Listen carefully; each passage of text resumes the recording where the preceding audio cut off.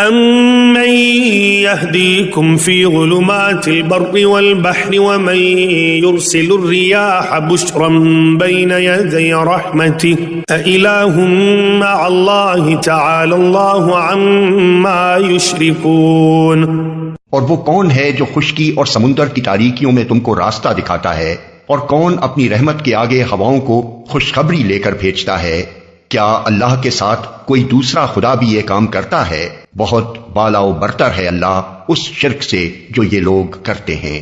أَمَّن يَبْدَأُ الْخَلْقَ ثُمَّ يُعِيدُهُ وَمَن يَرْزُقُكُم مِّنَ السَّمَاءِ وَالْأَرْضِ أَإِلَٰهٌ مَّعَ اللَّهِ قُلْ هَاتُوا بُرْهَانَكُمْ إِن كُنتُمْ صَادِقِينَ۔ اور وہ کون ہے جو خلق کی ابتدا کرتا ہے اور پھر اس کا اعادہ کرتا ہے، اور کون تم کو آسمان اور زمین سے رزق دیتا ہے؟